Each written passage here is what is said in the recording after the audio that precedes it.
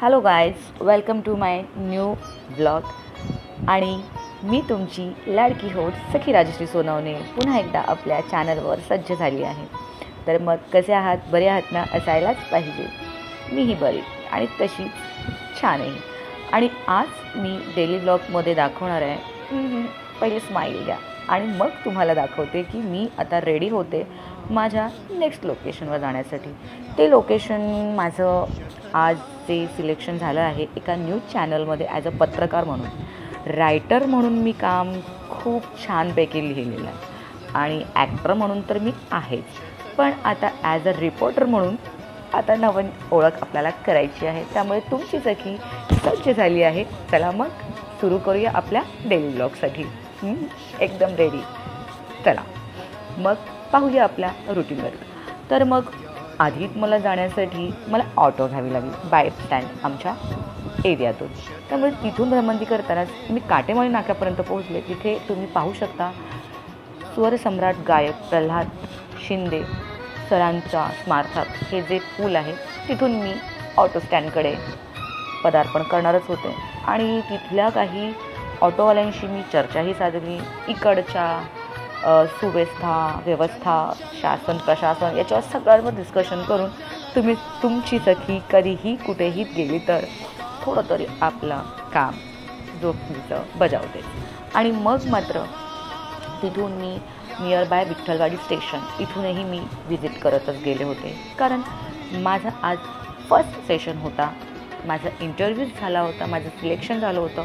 पण मला एक चॅलेंज दिलं गेलं आहे, त्यामुळे तो चॅलेंज मी पूर्ण करणार अशी तुमची सखी हार कधी मानणार थोडी आहे. चला मग आपली भ्रमंती ही चालूच राहणार आहे. पण हां, असं म्हणतात की प्रवासामध्ये अनेकांचा प्रवास असतो आणि जे प्रवास आपला असतो तोच इतरांचाही असतो. तर मग अशा प्रकारे आपली भ्रमंती करून मी लोकेशनवरून पुन्हा आपलं काम करून सज्ज होणारच होते.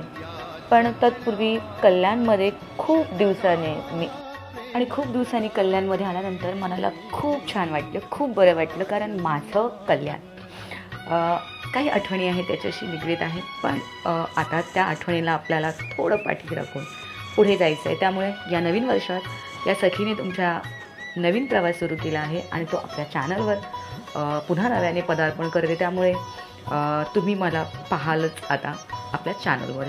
तर तत्पूर्वी इथे श्रीराम आहे जिथे माझं थोडंसं एक इंटरव्ह्यूज होते, त्याचं काम वगैरे मी झटापटावरून पुन्हा सज्ज झाली आहे आपल्या घराकडे जाण्यासाठी.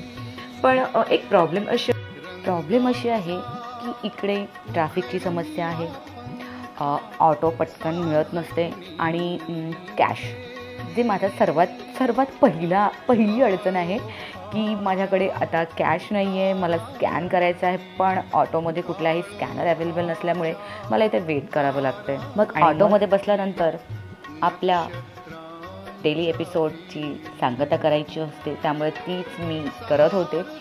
ऑटोवाल्या दादांनी मला खूप फ्रीडम दिली, त्यामुळे त्याच्या ऑटोमध्ये त्यांना डिस्टर्ब न करता मी माझं काम सुरू ठेवलं आणि बॅक टू बॅक माझे बाईट घेत होते आणि व्हिडिओ शूट करत होते. तर आजच्या डेली ब्लॉगची मला खूप छान जर्नी तुमच्यापुढे शेअर करता आली. त्यामुळे मी खूप मनापासून धन्यवाद करते अगदी माझ्या प्रत्येक प्रेक्षकांचंही आणि सर्वप्रथम माझं, कारण मी स्वतःला तेवढं प्रिपेअर करू शकले. त्यामुळे आत्ताचा जो डेली ब्लॉग आहे तो मी स्टार्टिंग जर्नी माझ्या जॉबची होती तीच दाखवण्याचा प्रयत्न करेन. आणि इन केस मला आता माझ्या चॅनलकडे पण लक्ष द्यायचं आहे आणि माझ्या जॉबकडेही लक्ष द्यायचं आहे. त्यामुळे मला पुन्हा तेवढ्याच पॉझिटिव्हिटी आणि थॉट्स माझे चेंज करण्याआधी मला आता घरी येऊन चेंज करून खूप वेळ झाला. पण विचार करतो आता काय करायचं, गृहिणी असल्यामुळे आता पहिले स्वयंपाक करावा लागेल. हो ना. तर मग चला माझं काम आता गृहिणीचं स्टार्ट करते. तुम्ही या जर्नीची खूप छान भ्रमंती करून झाली असेल तर माझ्या डेली ब्लॉगचा मजा घेत राहा.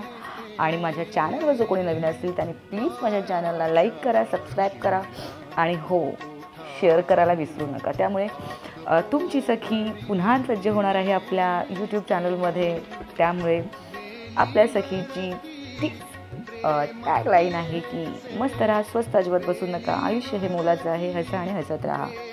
बाय.